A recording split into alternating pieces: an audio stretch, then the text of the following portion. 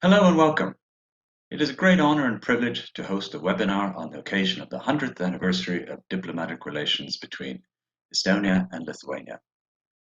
To mark this special date, March 2nd, the President of Estonia, Kersti Kaljulaid, is visiting Vilnius. And as part of the celebrations, she will have a conversation in the Estonian embassy with Lithuanian Foreign Minister Gabrielius Landsbergis on the present and future of relations between Estonia and Lithuania. Their conversation will be followed by remarks from Noor, a young Estonian-Lithuanian activist. The second part of our event features a panel of 4 distinguished experts who will discuss the lessons of the past for our relations: Alfonsas Eidintas, Marju Lauristin, Mart Tarmak, and Margarita Šešelgytė. I'm Andres Kasekamp, Chair of Estonian Studies and Professor of History at the University of Toronto, and I will be your host and moderator. President Kaljulaid and Mr. Landsbergis, to kick off your discussion, I would simply ask, perhaps a bit provocatively, do bilateral relations between the two countries, Estonia and Lithuania, genuinely exist? Because nowadays, everything is happening in the format of 3 Baltic countries: the Nordic Baltic countries, the EU, NATO, or other larger international organizations, where we also cooperate closely. Whenever Estonian and Lithuanian ministers or presidents meet each other nowadays, it is most probably in a much broader format. In this increasingly multilateral world, what is the essence of bilateralism? Is it primarily cultural and economic affairs? Can we influence the big agendas like security of our region, the rule of law in international politics, climate or energy issues through bilateral cooperation? Furthermore, do our 2 nations really know each other? With quite different languages and earlier histories, are we still brothers and sisters united by a common dream for a better future that has been materializing over the last 30 years? Madam President, Minister, the floor is yours. That was a long question, Andres, I have to say. But I cannot count the times I've had bilateral meetings with Lithuanians, frankly speaking. If I only take President Nausėda's term in office, I invited him for the 20th of August celebration in Estonia, and we both had speeches, and it was a very memorable day.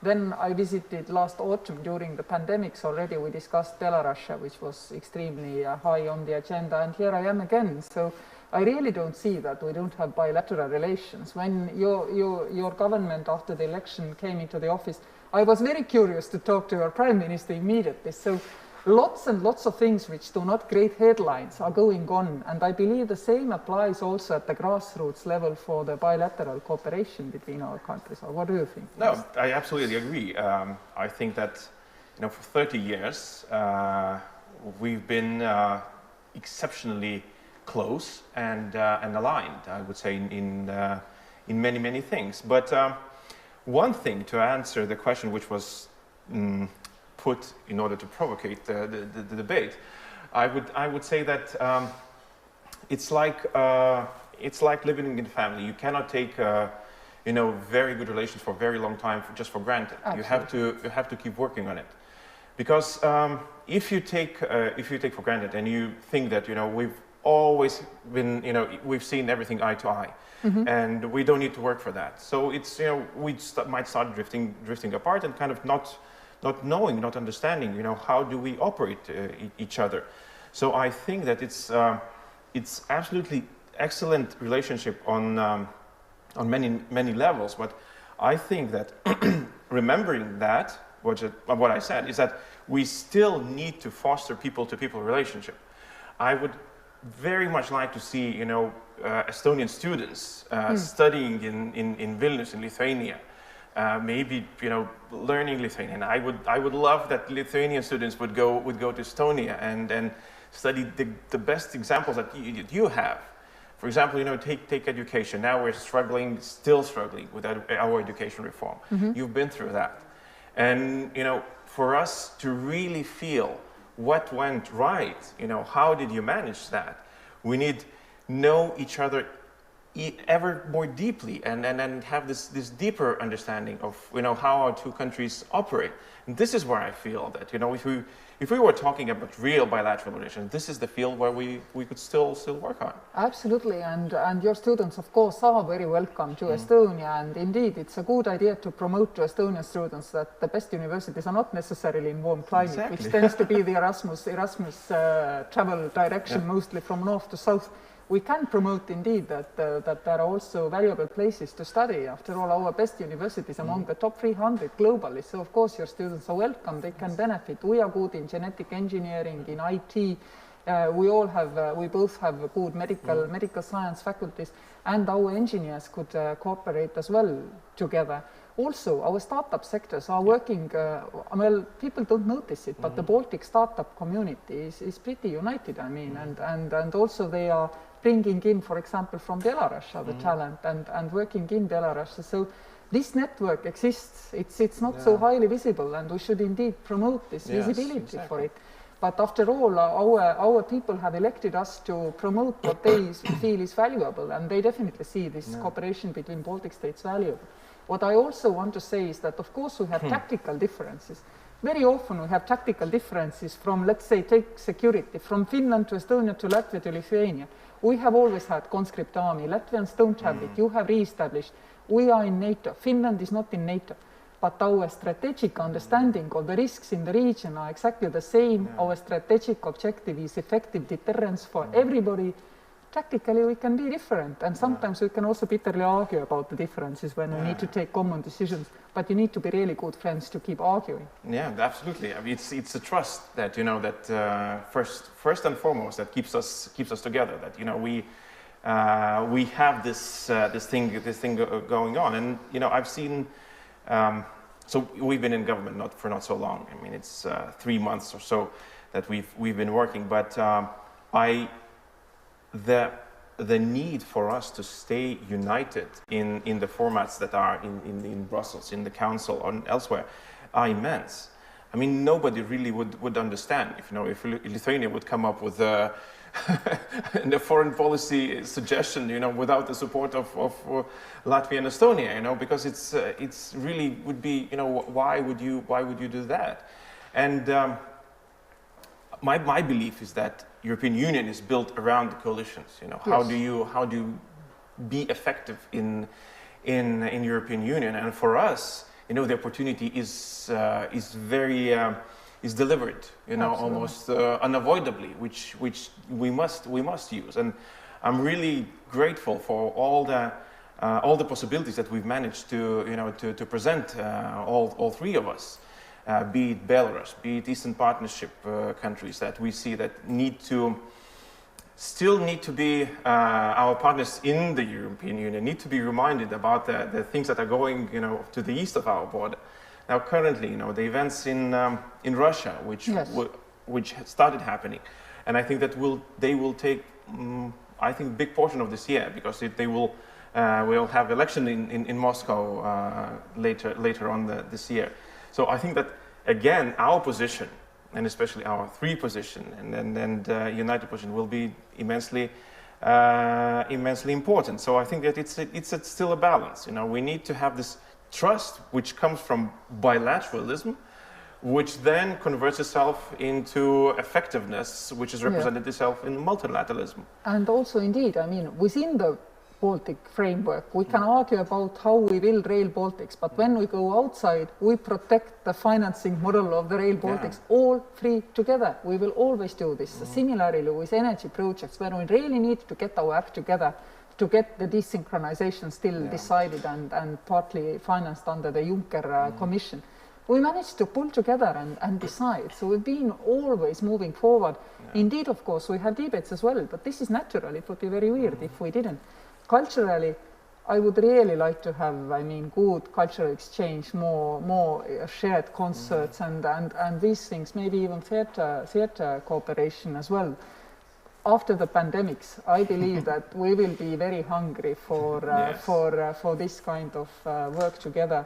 And I see huge value in it. And if people say that we don't know each other really well, well, we do. I mean, we all have been, even in our childhood, to each other's country, tasted each other's national kitchen. We all know the cake which you roll over the fire, you know, in Lithuania. We all know zeppelinas. You probably know blood sausages and sauerkraut, not only in Germany, but in Estonia. We do know each other, and we enjoy being together always. Yeah. The last one you reminded that, you know, that we actually had a life before the pandemic, which fades away, you know, the longer the pandemic drags on.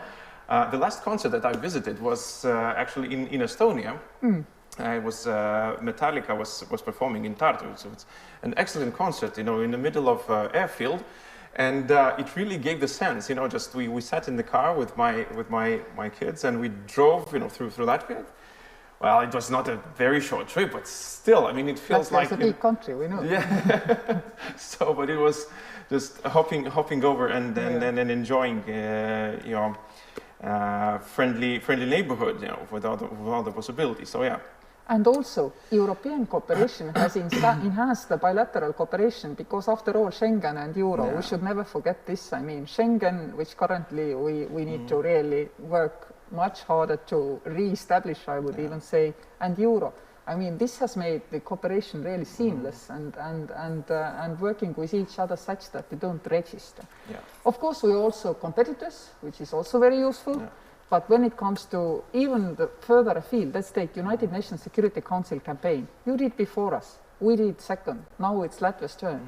I mean, all the valuable knowledge we share, all the spying we do on each other's behalf if we have a contested seats. I mean, all this is going on, and it's you only can trust your closest neighbors to work together with this. And there's also a possibility to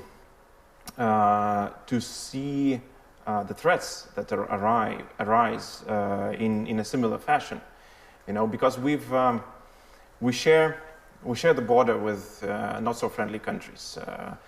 You know, your situation is a bit different than ours, but still the concept is rather similar, and that made us to who we are. You know, to the way we take our security seriously.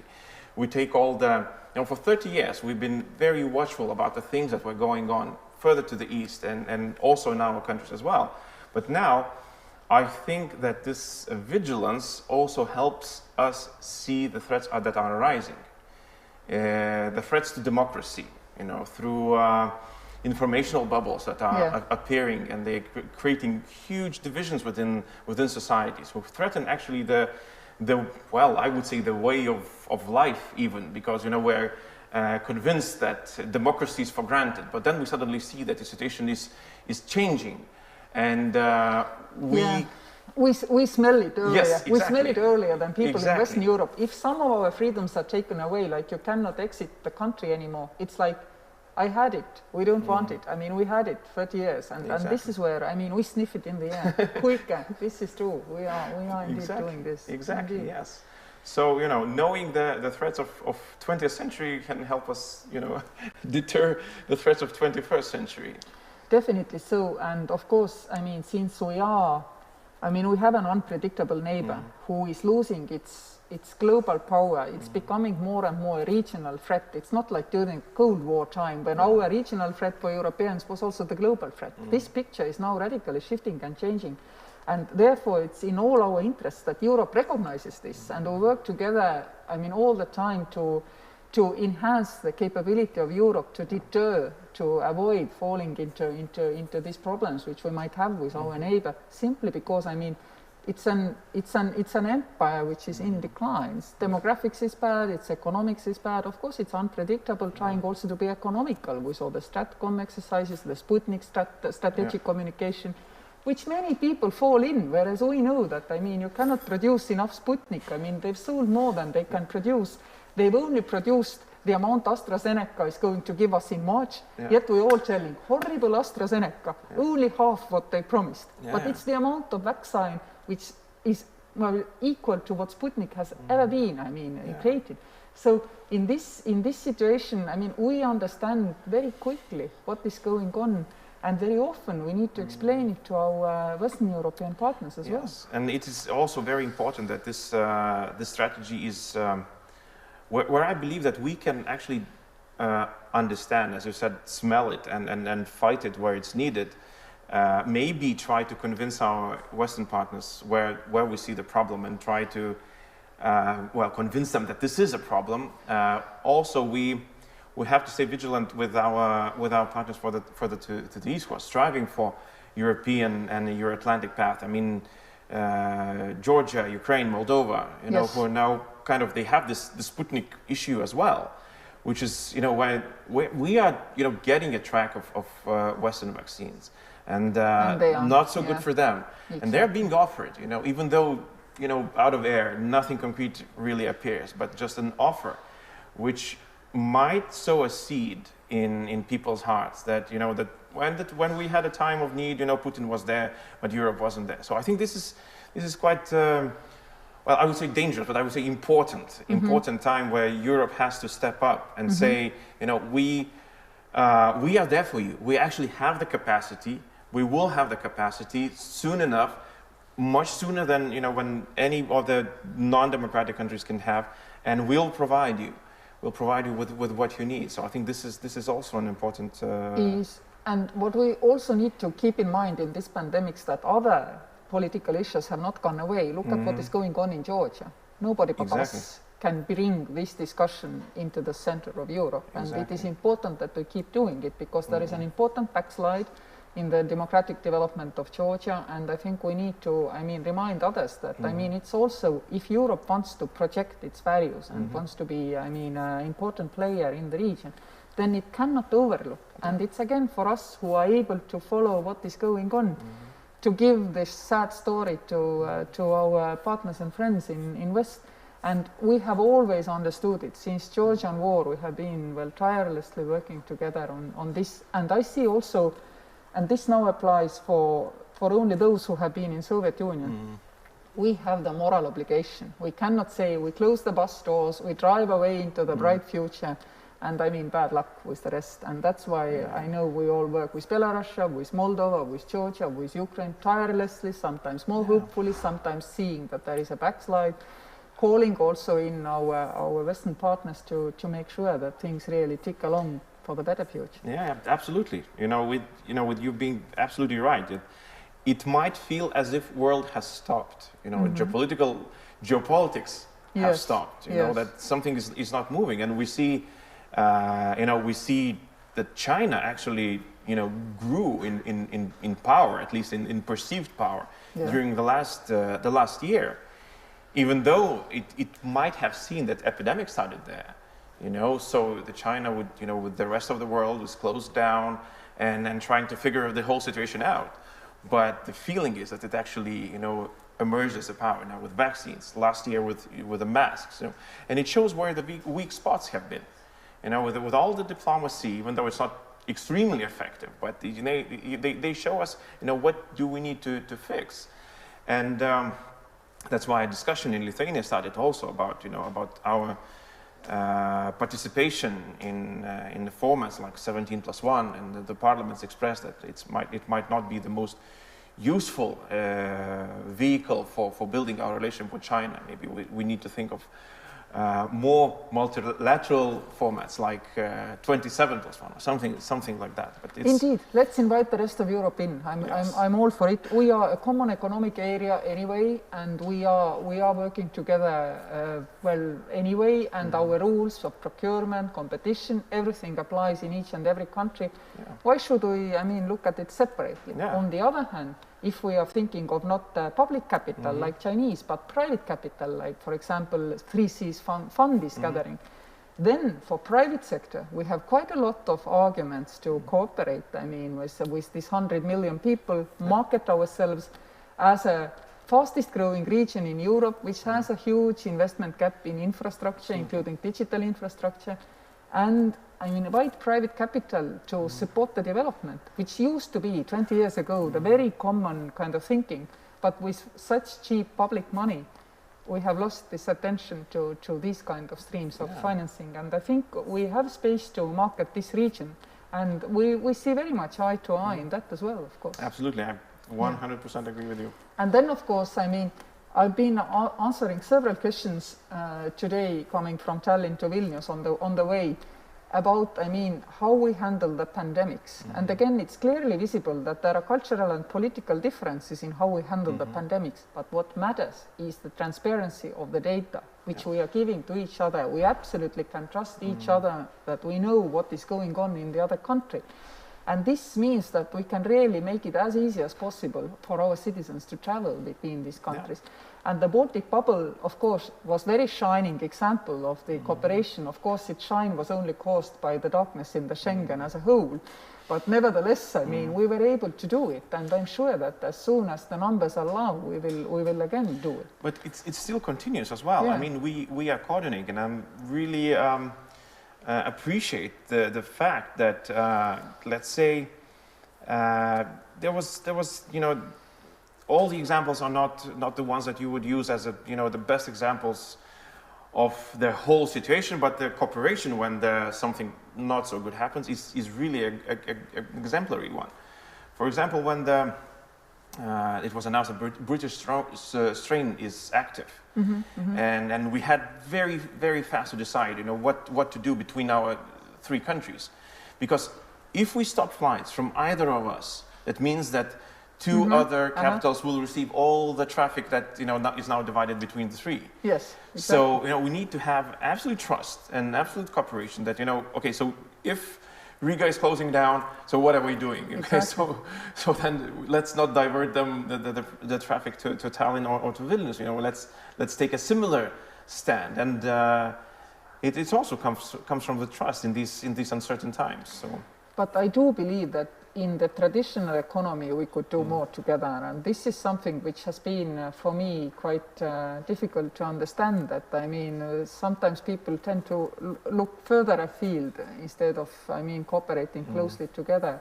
And here again I see that the free seas might actually change that, because we have never in the region been thinking as ourselves as a common capability. We have not unleashed the potential of first cooperating among ourselves. We are a little bit like, in African countries who all have roads and ports on the seaside so that they could export further afield, but not connected well with each other. Yes. And they're trying to remedy it. And I think that the free seas countries as well are very well connected, each and everyone, to the west, because we need to export and so on. But there is huge potential to unleash if we manage to, make the region to also to cooperate more. We need a highway between Vilnius and Tallinn. And we need our businesses indeed to do so. Are there any more questions for us? No. Okay. Well. Wonderful. Thank you so much. Thank you. Thank you, Andres, and very, very, very good to get to know you, and thank you for organizing this discussion. Thank you. Thank you. Thank you, President Kaljulaid and Minister Landsbergis, for a very fascinating discussion and a very optimistic outlook. Now it's time to turn to a young Lithuanian Estonian activist, Noor, who truly embodies the Baltic spirit. Laura, the floor is yours. Hi, my name is Noor, and I'm Estonian-Lithuanian origin. I actually have lived in all three Baltic countries, and currently I'm living and working in Latvia.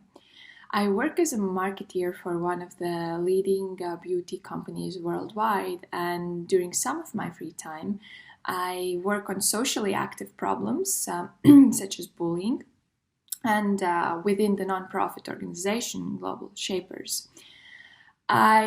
My origin with this Estonian-Lithuanian background dates back to when my grandma moved in the 60s from Estonia to Lithuania to study. And the reason was that there was no specific topic that she could study in Estonia, so she moved to Lithuania.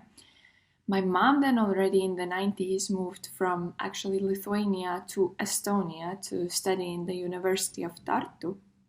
And I myself, I have studied in all three Baltic countries, so in the elementary school in Lithuania, and then I graduated from high school from Estonia, and continued my studies in Latvia for the university.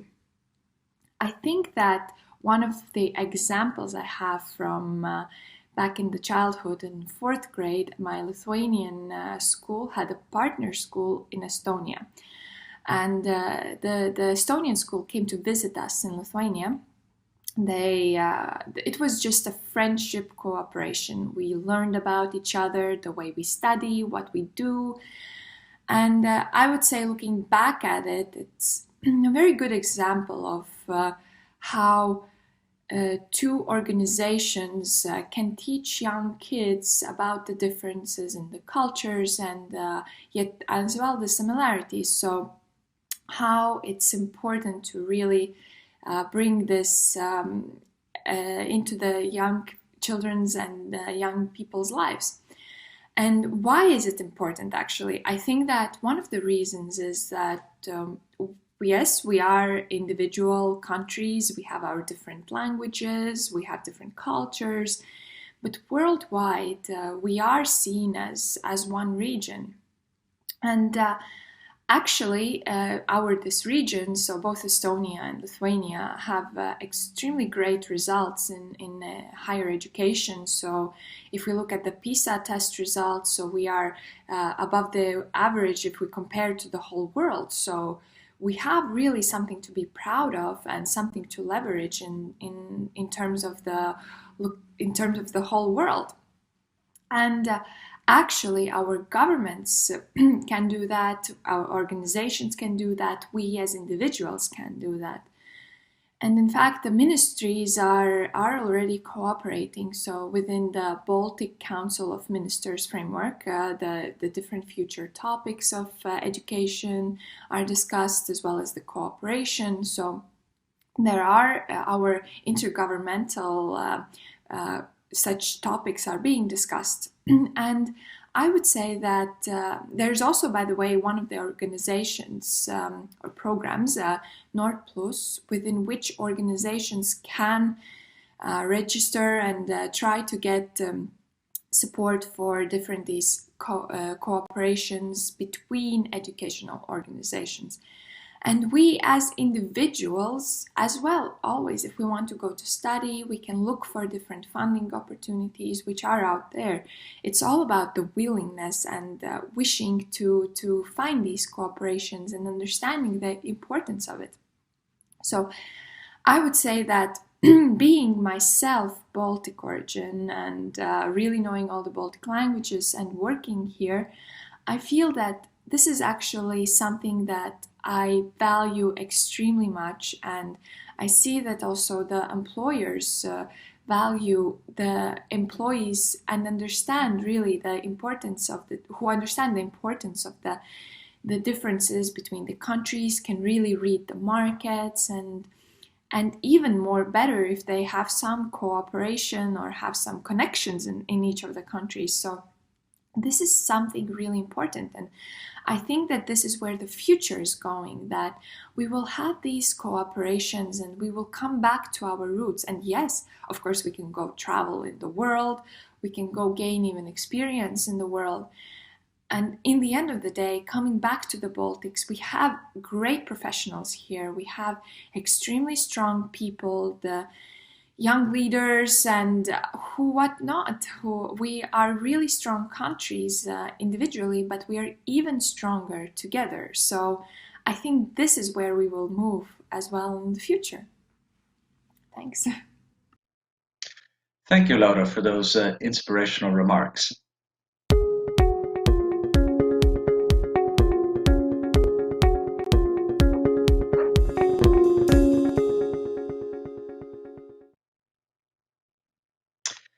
Now we have a fantastic second panel where we'll be discussing the lessons of the histories of Estonia and Latvia, which inform our present and will help us shape our future. I'm really fortunate to have four really excellent panelists, many of whom are old friends. First of all, it's Professor and Ambassador Alfonsas Eidintas, who has been Lithuanian ambassador to the US, to Canada, to Israel, to Norway and Greece. and a few other countries as well. But he started his career, and he still continues to be an academic. He's been a professor of history at Vilnius University. He's written more than 20 books on modern Lithuanian history. And I must say that much of what I have learned about the interwar period of Lithuanian history has come from reading Professor Eidintas's books. So I'm very pleased to have him here on this panel. Next, we have Mart Tarmak, who is a veteran Estonian diplomat. He's been ambassador in Portugal, Brazil, and Finland. But most importantly for today's event, Mart was Estonia's first diplomatic representative in Vilnius in 1990 during the struggle to restore independence. Marju Lauristin is a person who everyone in Estonia knows. Marju was one of the founders of the Estonian Popular Front in 1988 and played a leading role in the restoration of Estonian independence. She's been a professor of social communications at the University of Tartu, has had a great influence on educating the journalists of the previous generations in Estonia. She served in the Estonian Parliament. She served in the European Parliament more recently, and she's also been Estonian Minister of Social Affairs. So I'm really looking forward to what Marju has to say today. And then last but not least, we have Margarita Šešelgytė, who is now the director of the Institute of International Relations and Political Science at Vilnius University. And I know Margarita from the time that she was in Estonia working at the Baltic Defense College in Tartu. Her specialty in international relations has been on EU common foreign and security policy, and she's a specialist in regional security affairs. So with this general introduction of the panel, I would turn first to Professor Eidintas, and each of the panelists has about 10 minutes. Please, Professor Eidintas. Thank you very much. I will try to overview a little bit our start in bilateral relations and more in our relations looking from the more broad perspective. And because we appeared as the small countries after the First World War, and of course the purpose, the goal was, first of all, to receive independence and recognition as diplomatic recognition. And some of our intellectual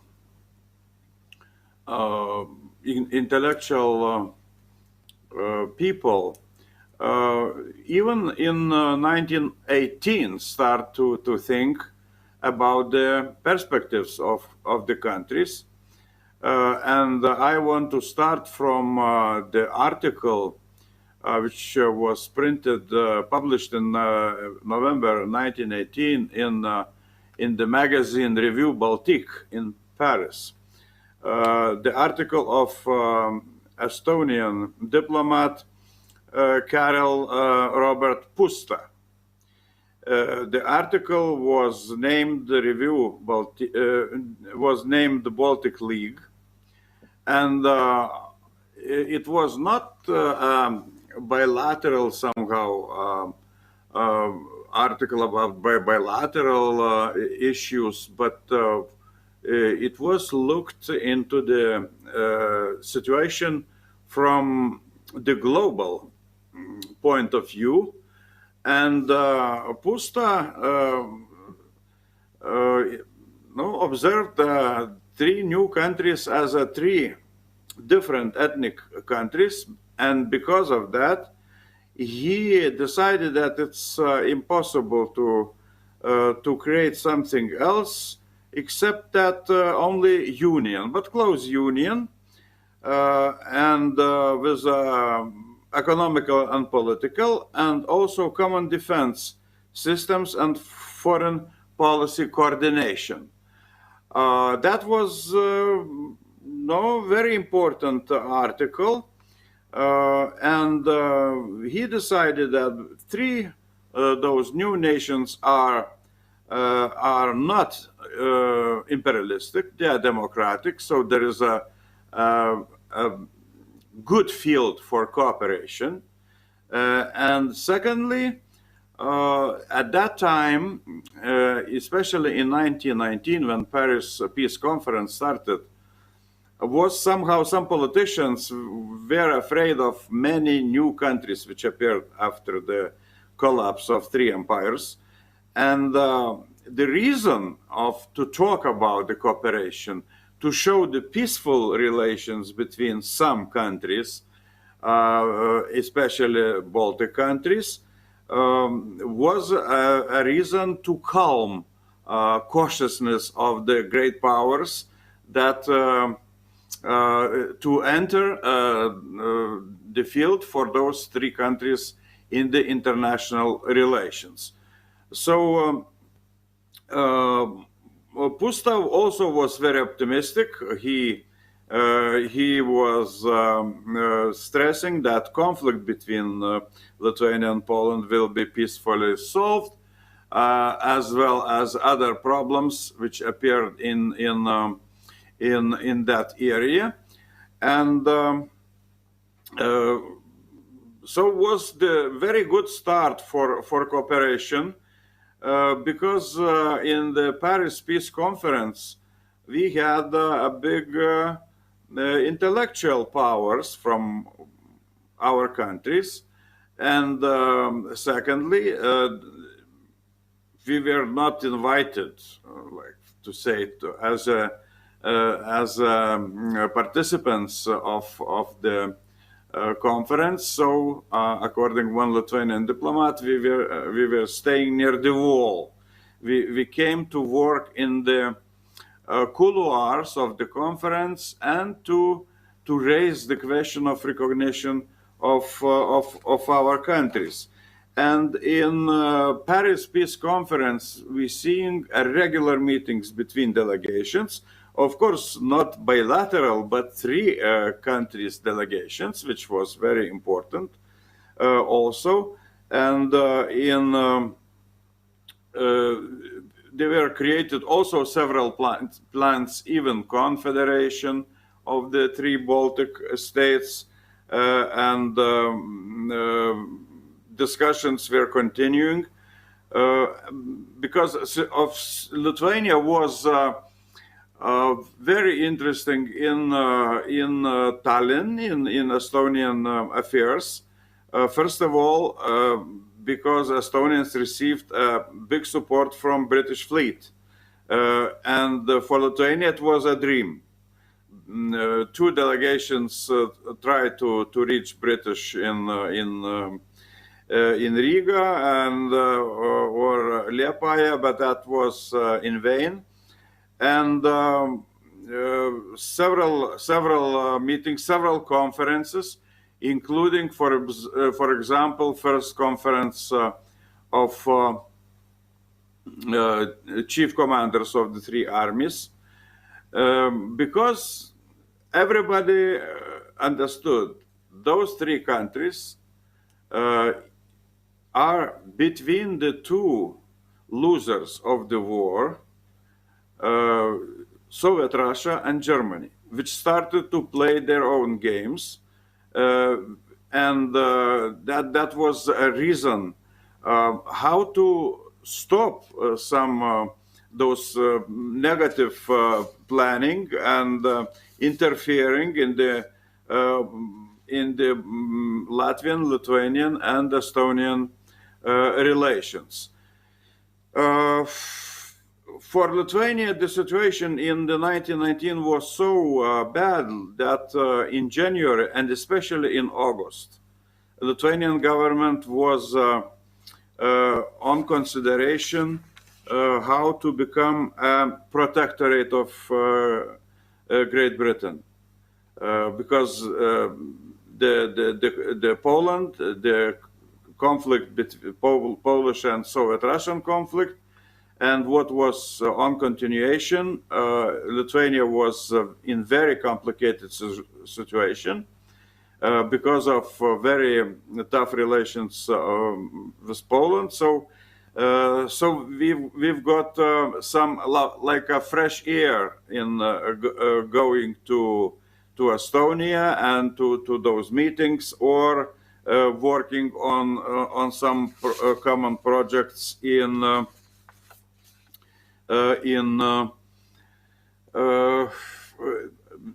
confederation or any alliance.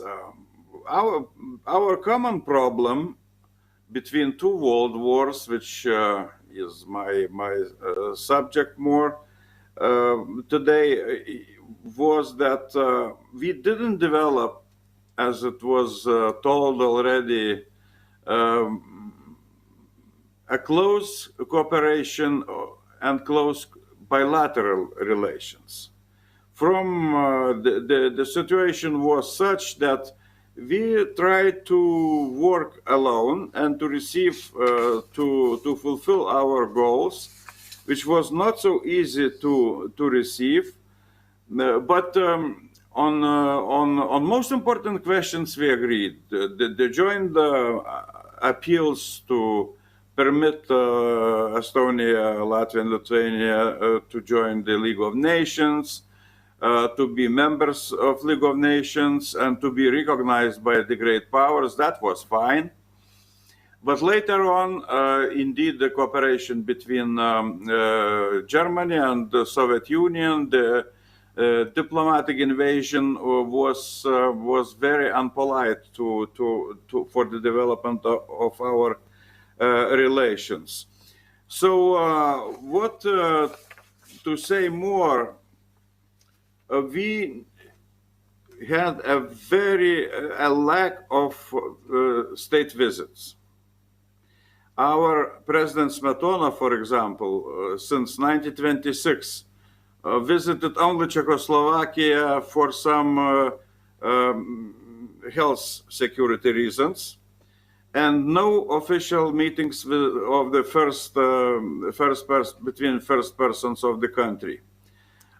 Time to time, there was military delegations. Of course, diplomats, they kept some relations, but that was a big minus. And the reasons that to have this, it's difficult today even explain.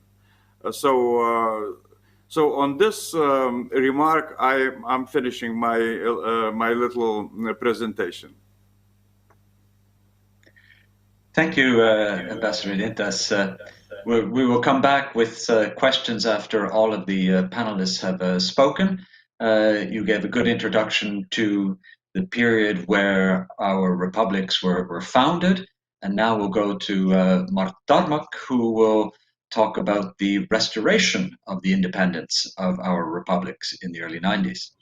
Mart, the floor is yours.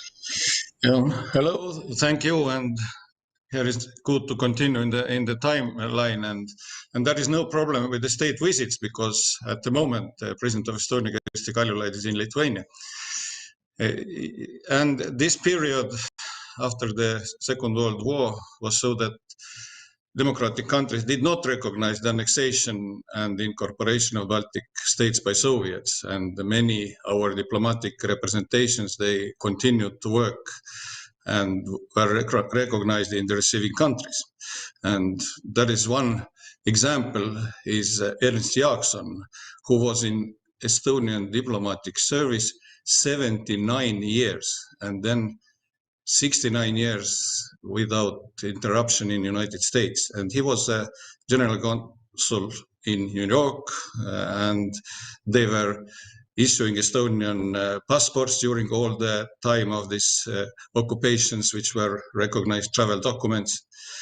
And in 91, he became Estonian ambassador to United Nations, our first permanent representative in United Nations, and in the end of the year, she worked as Estonian General Consul again in New York.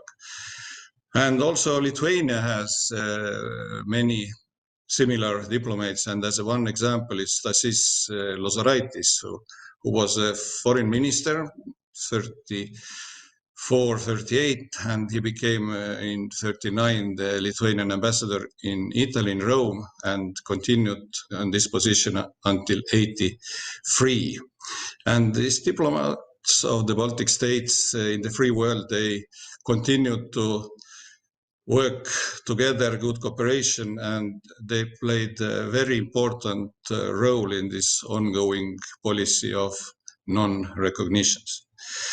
And continuity is very essential also here at home, because at the end of the 80s, after almost 50 years of these occupations, there were still many active people who not only remembered their childhood in independent Estonia or Lithuania, but they already, before the war, they attended the universities, they started to work, and these persons were very, very important in our restoration of independent statehood.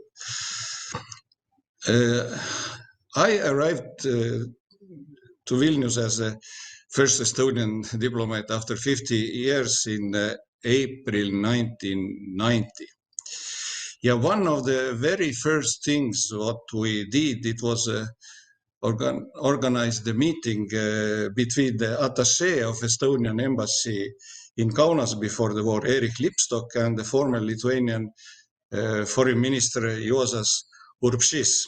He was a minister in 1938-1940, and he was whom Stalin personally passed demand to conclude this so-called mutual assistance pact in Moscow. This meeting between Lipstok and Urbšys took place in Kaunas at home of the minister in May 1990, and Juozas Urbšys was then 94 years old, and it was really very interesting to hear these memories of the diplomatic life in Kaunas before the war. The cooperation between the Baltic states during the Singing Revolution is compared as a bicycle team ride when the leader is changing, and at the moment one is taking a lead and the others are following and so on. And in this process, probably Estonia was the first leading this run. And for example, in Estonia was the first country where the national flag was openly used in public. And also we helped it to do also in Lithuania, because when it was a students' song and dance festival Gaudeamus in Vilnius in July 1988, then the Estonian flag was legal, and also then the first time the Lithuanian flags were taken to the streets and to the demonstration. And I personally also remember when we sued during the night at homes the flags of Lithuania. And also Estonia made this so-called sovereignty declaration of the Supreme Council in 16 November 1988, where it was declared that Estonian laws has a superiority over the laws of the Soviet Union. And Marju Lauristin, who is participating now also in discussion, we were together something 2 days after adoption of this declaration in Estonia. We were in Vilnius and also are speaking all about this process, and even visited then in the building of the Communist Party of Lithuania, then the leader of Algirdas Brazauskas, because the same meeting of the Supreme Council of Lithuania was in the way. And then, of course, more active and more resolute decisions were made by Lithuanians, and the most important of this was, of course, 1919 March 11, when the independence of the Lithuanian Republic was restored.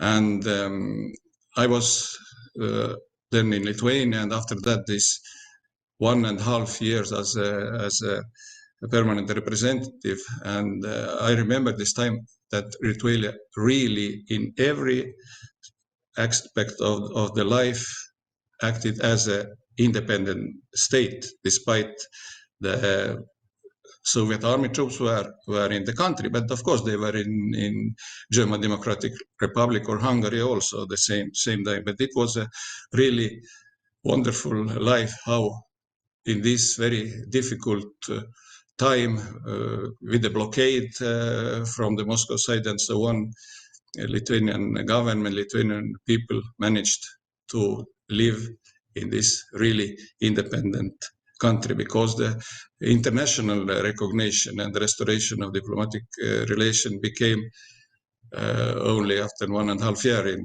the August, September 1991. And I wish to leave more the time for the discussion and the question, and I only will remember one small remark, because the important event which brought our struggle for the restoration of our independence to the international scene and the international consciousness took place in the 23rd of August 89, and Estonians and Lithuanians up to now do not agree and do not have the common understanding of this event, because Estonians, they say it was Baltic chain, and it was from Tallinn to Vilnius. But Lithuanians say no, it was Baltijos kelias, Baltic way from Vilnius to Tallinn. But that's it, and please, it is my part of the discussion. Thank you, Mart, for sharing your personal experiences. Now we'll turn to Marju Lauristin, who played a very big role in those events and who was one of the key persons behind Estonia's struggle to regain its independence from the Soviet Union, and one of the persons who wasn't just making speeches but was doing the hard work organizing all the activities which helped the Baltic states become independent again. Marju, it's wonderful to have you here today. Please go ahead. Thank you, Andres, and thank you for inviting me in this very interesting discussion. Yes, today there is a reason to talk about the lessons from the past. And I suppose the main lesson from the past concerning Estonian-Lithuanian relations really is that we, in our history, have needed to have our own common case in order to keep stronger together. As it was mentioned before the Second World War, there wasn't so tight relationships, so maybe we have to thank Kremlin in some way, that 50 years of occupation really have created very strong common case, very strong common reason to stick together and to fight together to have our independence and freedom back. Now when we think about those days from 88 to 91, where there was so-called singing revolution, where for whole the world, again, there is not so much difference between Estonia, Lithuania and Latvia, but people are talking about the Baltic fight for independence, Baltic singing revolution. Then also between ourselves, maybe we have felt ourselves much more similar and keeping together than ever earlier, and also ever later compared to today's situation also. I suppose one of the most important events in our cooperation have been the Baltic Assembly, created not between parliaments like it is now known, but at first it was created between Popular Front of Estonia, Sąjūdis of Lithuania, and Tautos Frontas of Latvia. And it gathered several times, and I remember in May '89, there was Landsbergis also in Tallinn, it was in Tallinn, and there was really proclaimed as a common goal by then one of leaders of Popular Front in Estonia and later the foreign minister and president Lennart Meri, to press on Moscow that Kremlin will at last recognize that there really existed not only this shameful Molotov-Ribbentrop Pact, but also secret protocols, which really were the reason why Soviet forces could so easily occupy Baltic countries as well as half of Poland. And we started really very, say, concentrated march in order to achieve this goal. And Mart mentioned the Baltic Chain or Baltic Way as maybe most symbolic event during this march, but I remember maybe as the most important thing our cooperation in Moscow, because during Gorbachev Supreme Soviet and the so-called People Congress, delegations from Lithuania, Estonia, and Latvia were mostly composed by candidates elected through lists of Popular Front, Sąjūdis, and Tautos Frontas. And there in Moscow, we even formed a common association of Baltic delegates, and I had the honor to chair this association for some time. And we also together participated in this commission created by Gorbachev for, say, research of the case of the Molotov-Ribbentrop Pact. And it was really very strong cooperation, absolutely total common understanding and harmonizing of the mutual actions. But at the same time, as already Mart mentioned, we had changes in leaders comparing in different situations which kind of capacities were most urgently needed. For example, in the very beginning, in organization of whole the thing of this commission, certainly Savisaar had the leading organizing role. When we remember discussions among ourselves, then I have to mention and remember with great respect the role of Lithuanians. Also in our more common Baltic discussions on Baltic Assembly, for example, Lithuanians have been keeping the, I will say, moral rulership in some sense.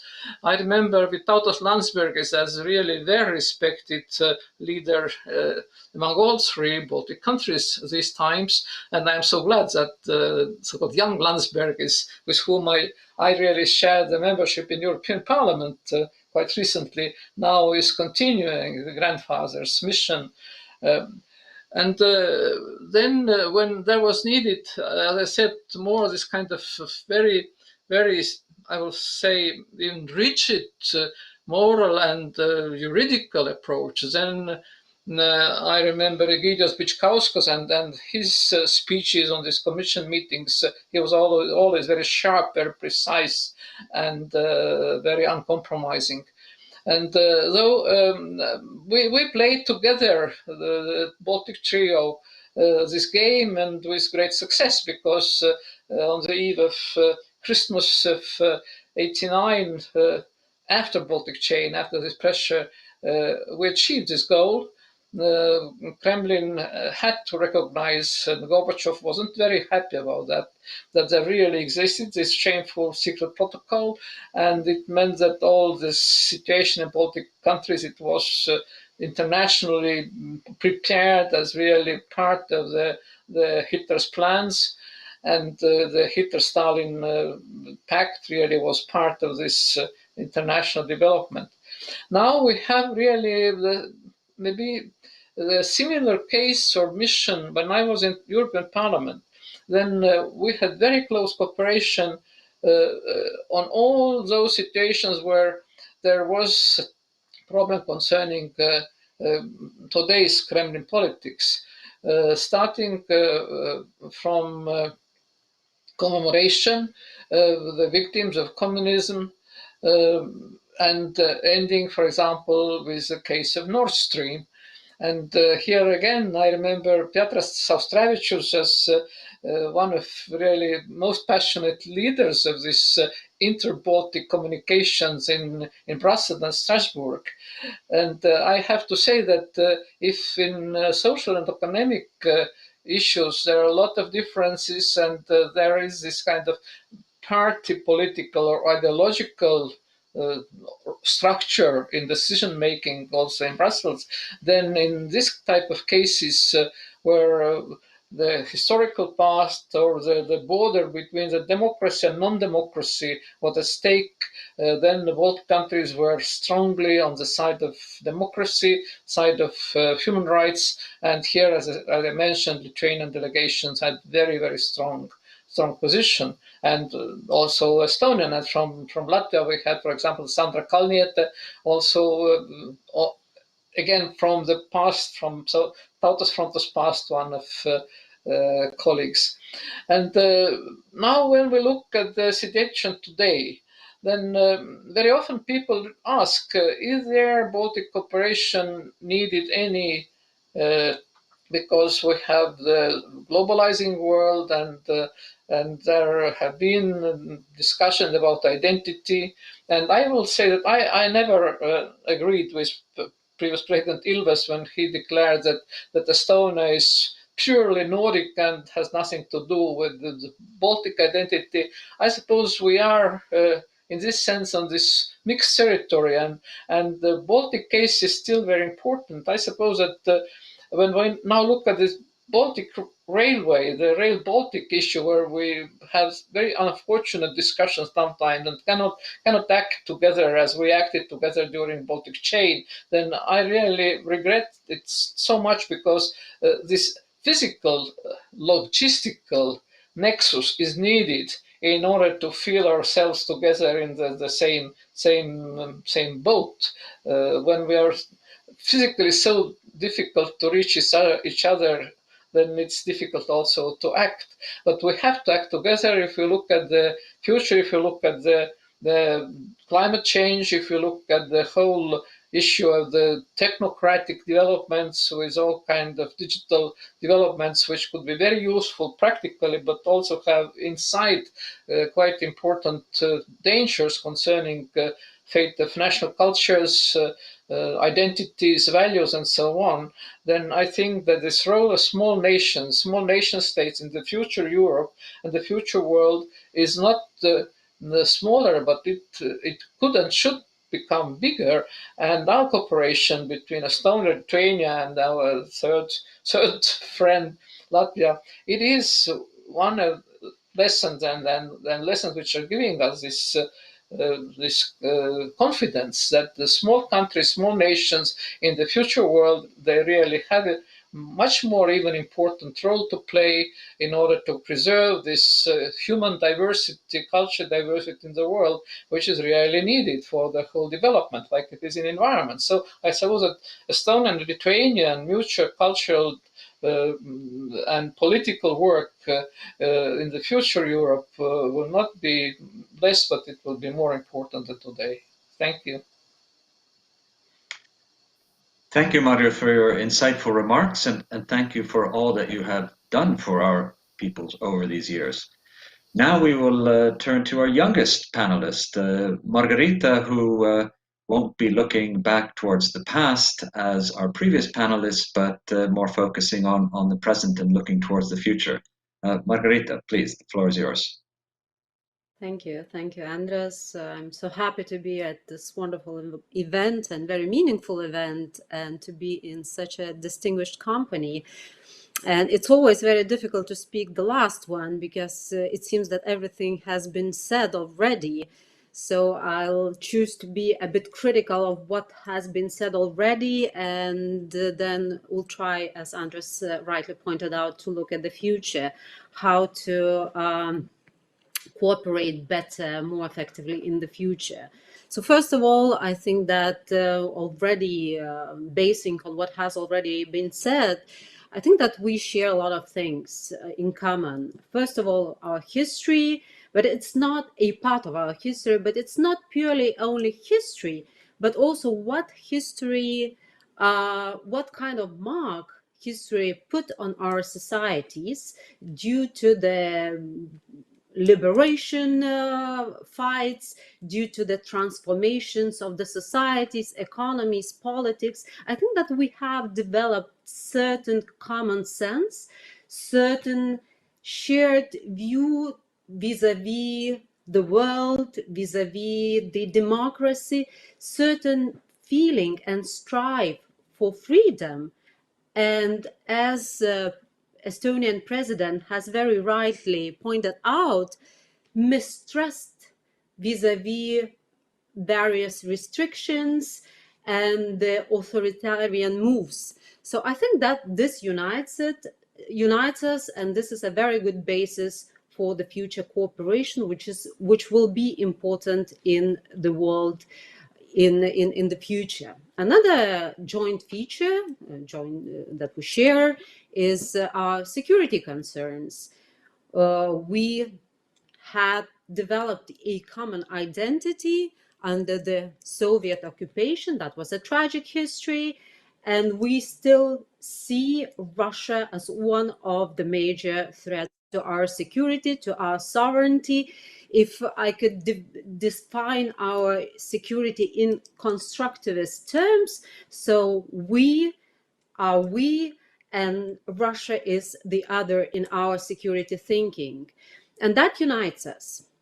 And third, very important feature, very important unifying factor is that we are small states, and small states have similar interests in the stability of international environment, in the international law. We have limited administrative resources, we have limited military economic resources, so we are more prone to cooperate with the big powers and also among each other. So there are a lot of bases for the cooperation, and we were very good partners when fighting for our independence and trying to achieve our main goals of foreign policy, trying to become members of EU and NATO.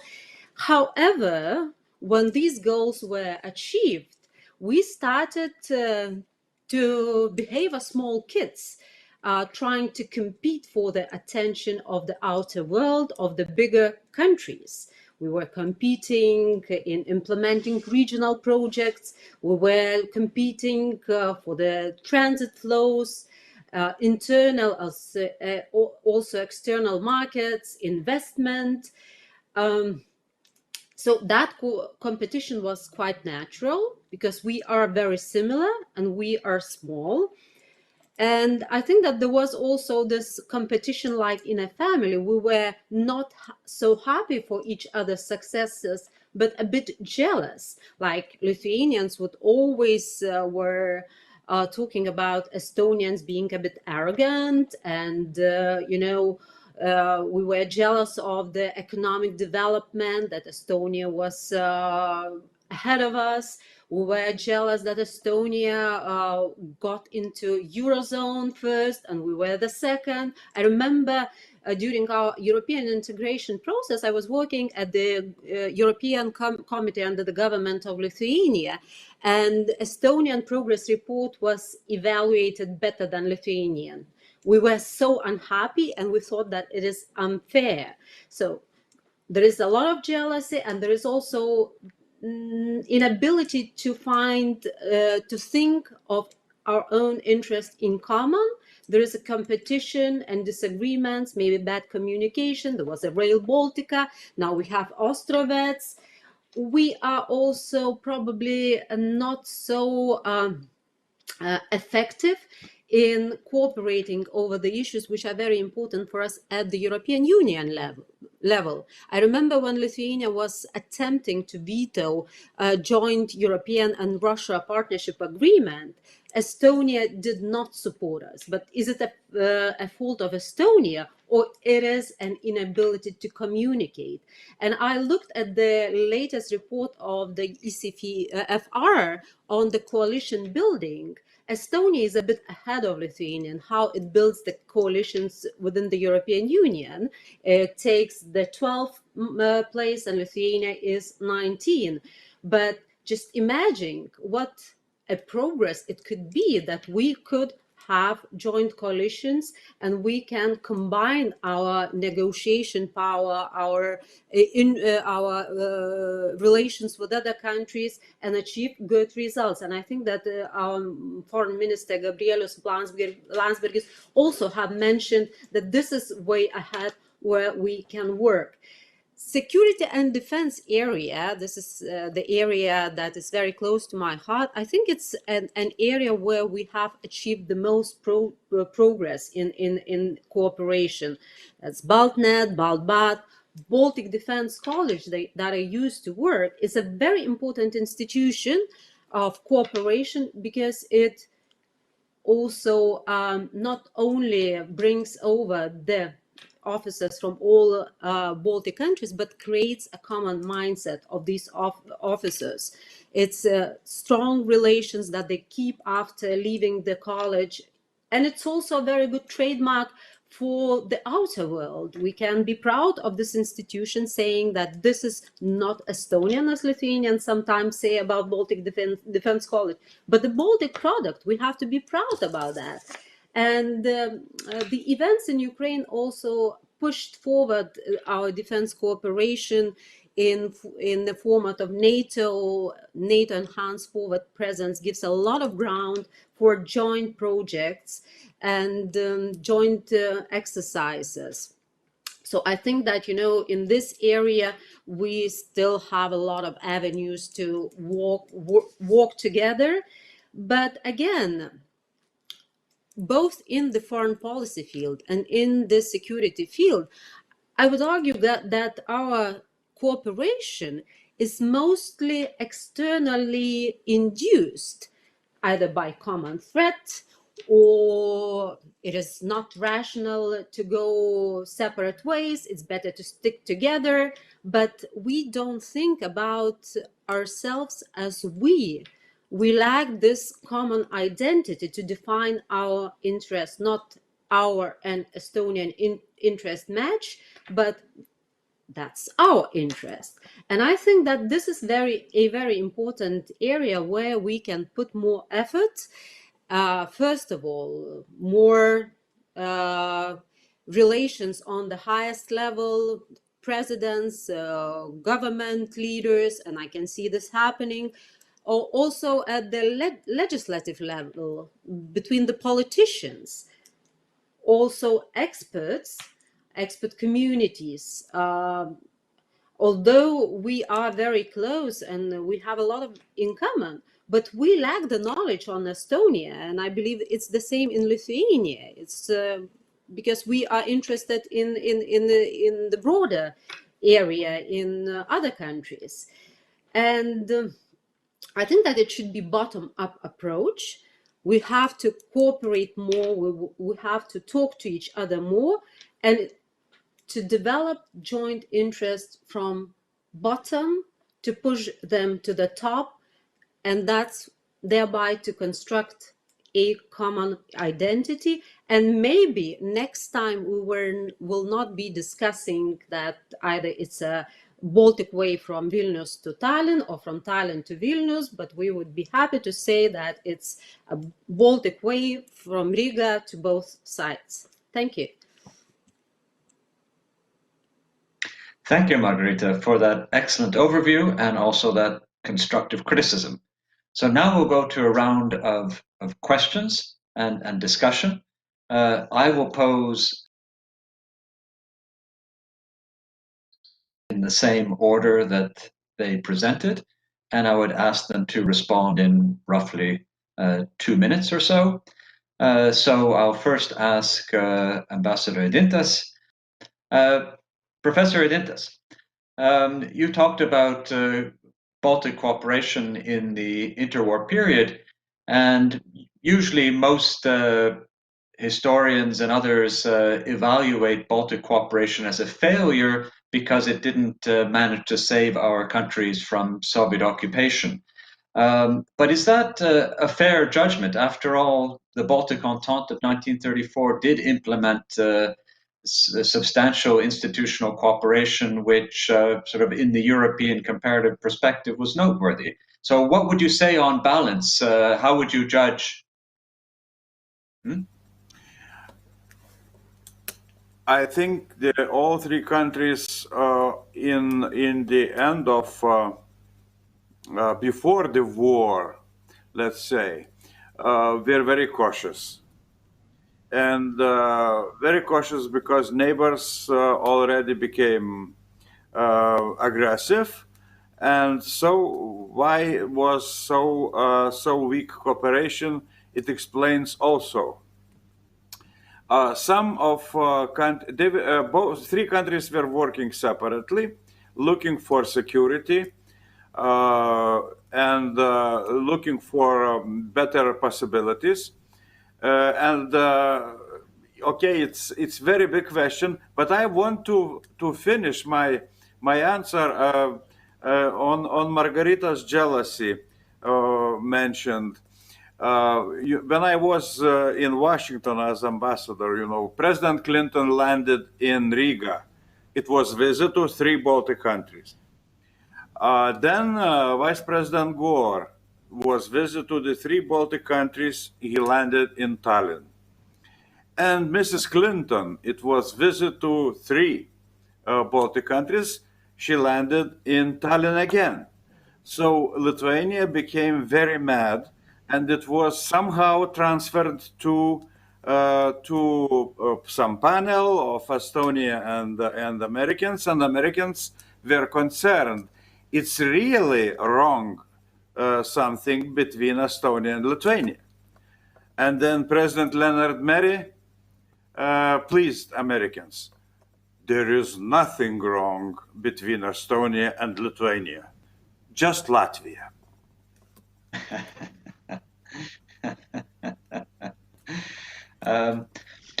Geographic. Mart, yeah.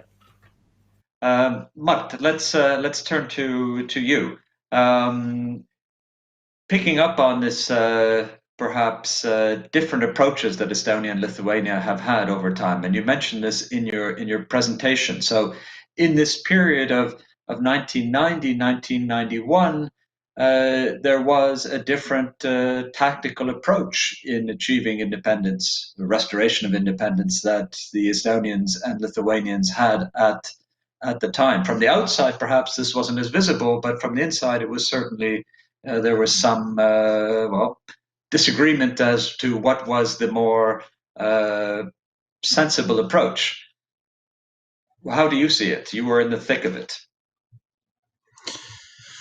Yeah, this kind of generalization, I think it is not so much to do between Estonia and Lithuania or between the Latvia and Estonia and so on. I think this difference is which must be the approach and what is the steps we need to do. These were more between inside of the countries, because in every country were the people who were more radical, who wanted to make more quick steps. The other says that, okay, let's do step by step and so on. And so I think this division was mainly like this.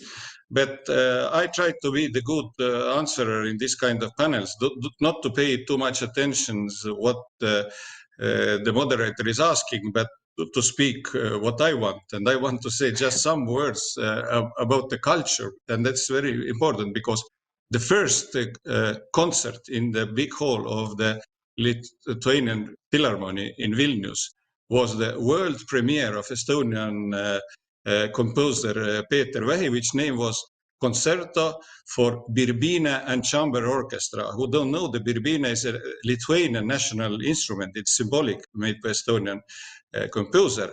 And this was after the first wave of quarantine pandemic. In the big hall, the rules was so that 2 two rows in the hall were empty, then in the third row, 3 persons, then two rows empty and the 3 persons.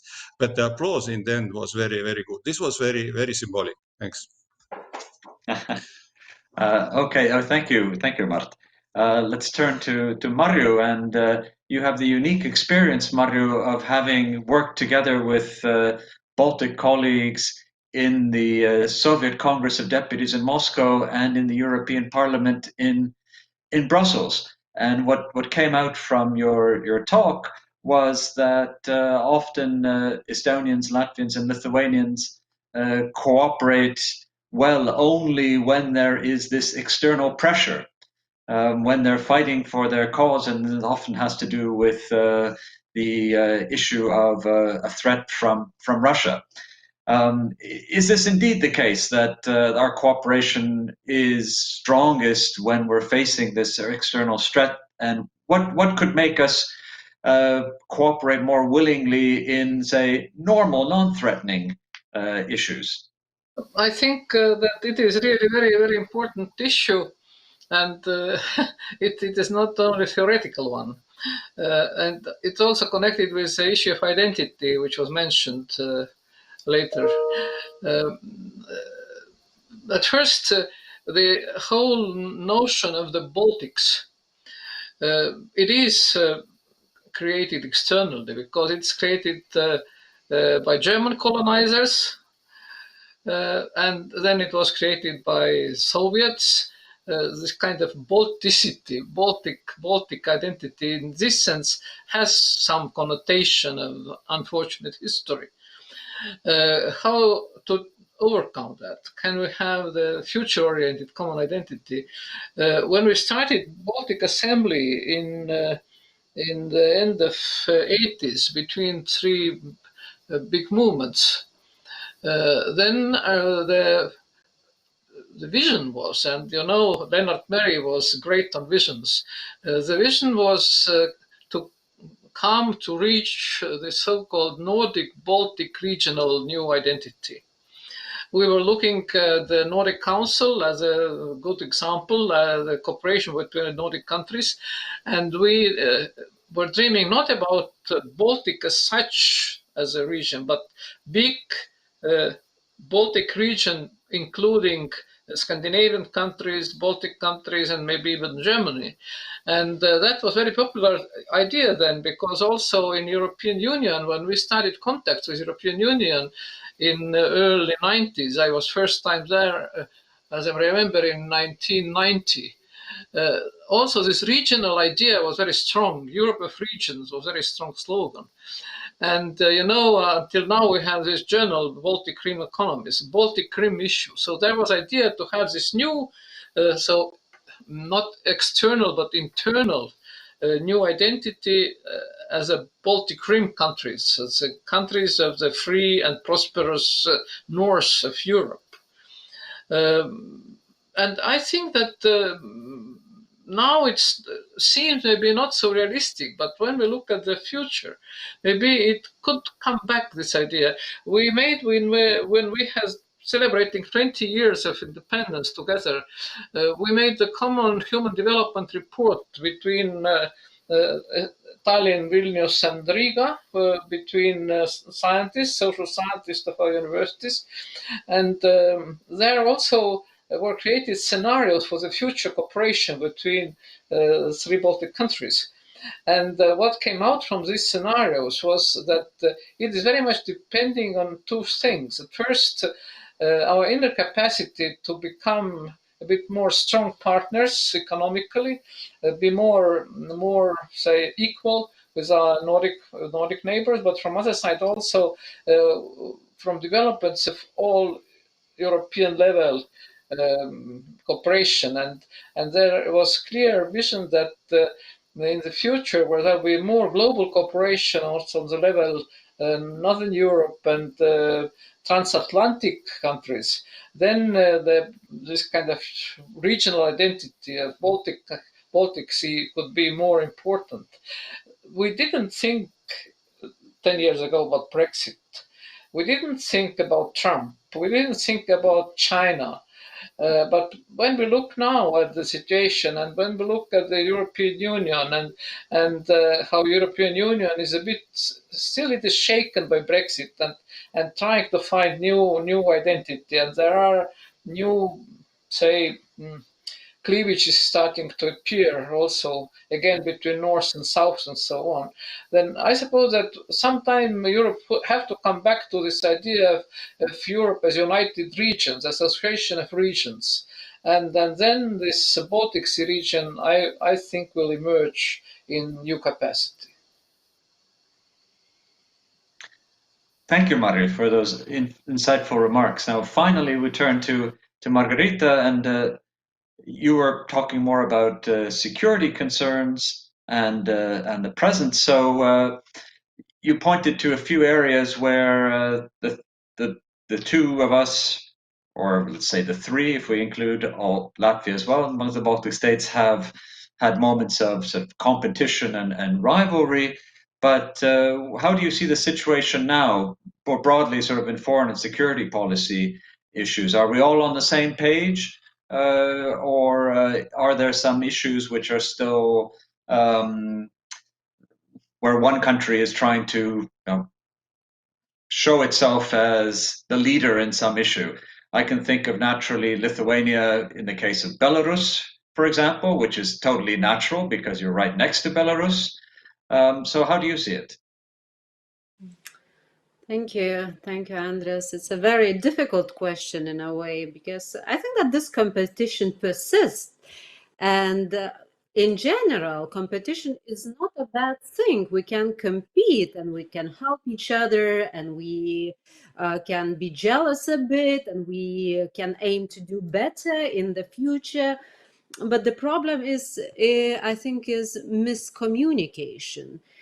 Sometimes when one country, and sometimes this country is Lithuania, decides to show leadership and decides to be a leader of the region, but does not consult with two others, and then we are facing a problem that this leadership is compromised.